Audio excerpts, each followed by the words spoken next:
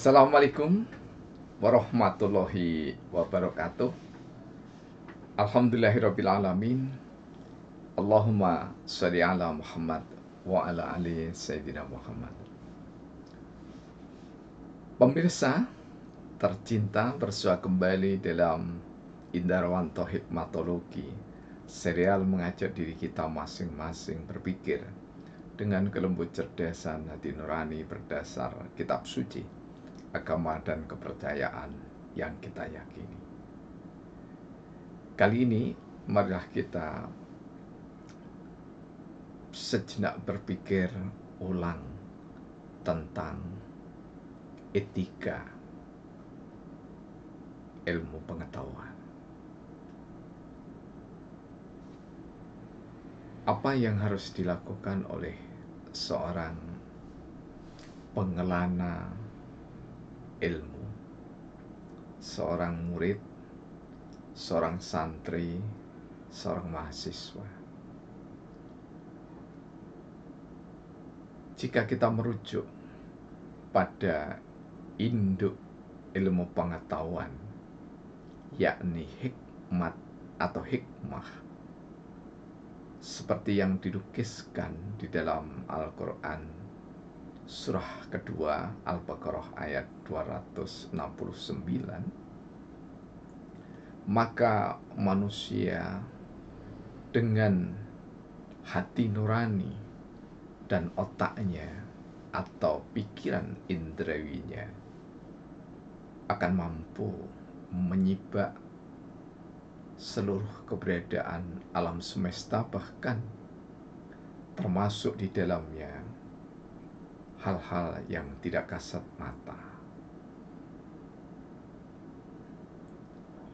Karena jika hanya mengandalkan otak, maka ilmu hanya sebatas yang bisa disaksikan oleh mata, diraba dengan kulit, didengar oleh telinga. Namun ketika qalbu dipakai juga sebagai piranti untuk mengasah ilmu pengetahuan, mencari ilmu pengetahuan, maka seseorang akan mendapati keparipurnaan ilmu, meskipun tentu tidak menguasai secara keseluruhannya. Namun setidaknya kecukupan diri sebagai bekal kehidupan dunia menuju kehidupan akhirat akan didapat.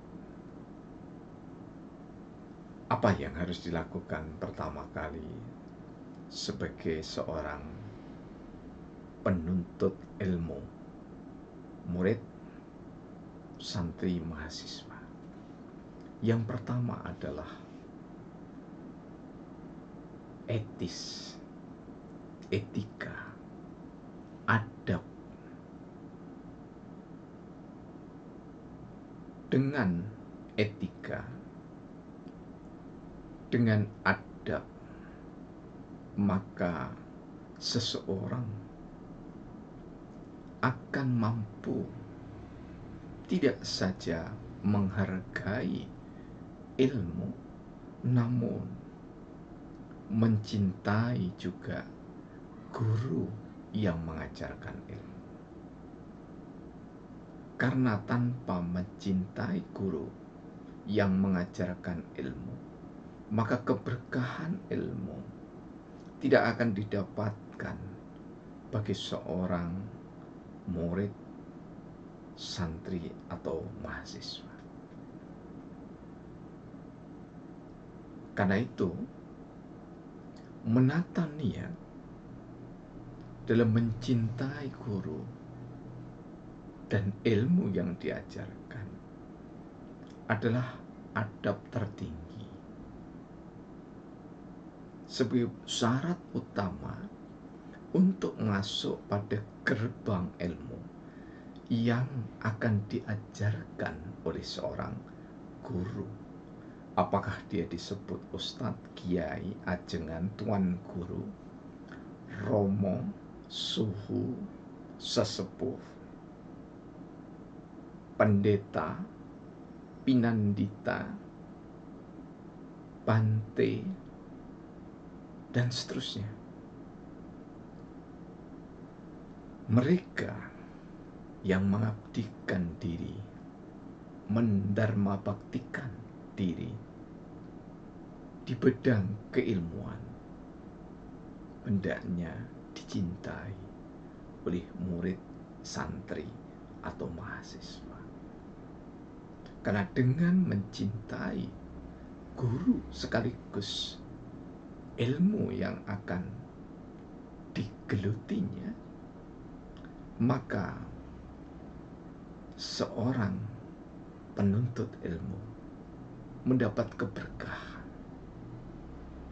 Di dalam Islam disebutkan bahwa niat tulus menuntut ilmu, maka seluruh makhluk yang ada di lautan, yang ada di samudera, mendoakan keberkahan dari murid, santri, atau mahasiswa itu.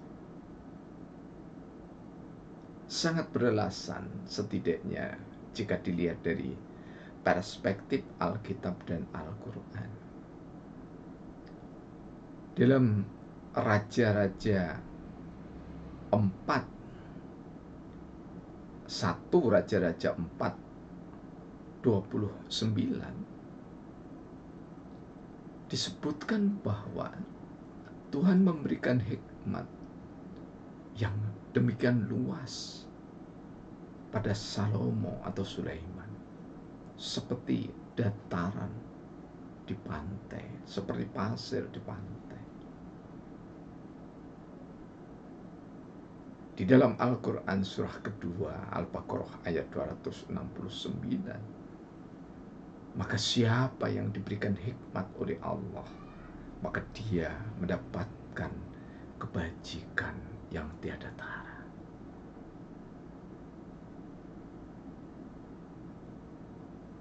Menjadi sangat beralasan jika setiap mahasiswa meniatkan dirinya melalui hati terdalamnya bahwa sekolah, kuliah, menjadi santri adalah panggilan dari Allah, Tuhan yang Maha Kuasa. Karena panggilan dari Allah, maka umat yang beragama meyakini akan mendapatkan pahala, keberkahan, keberkatan dari ilmu yang akan direkuk. Dengan mencintai guru dan ilmu, maka seorang murid, santri, atau mahasiswa akan mudah mencerna, mudah mengingat, bahkan mudah mengimplementasi atau mewujudkan, mengejawantahkan nilai-nilai yang ada di dalam ilmu itu, di dalam perilaku profesional, kemasyarakatan, atau keseharian sosial.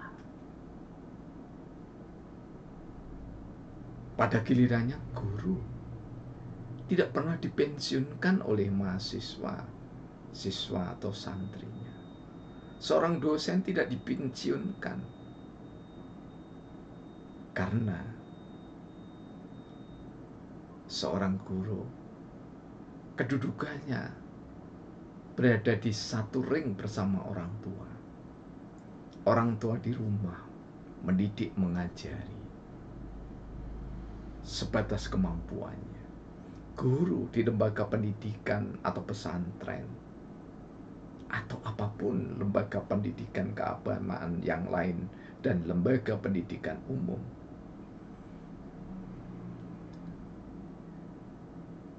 sama kedudukannya dengan orang tua.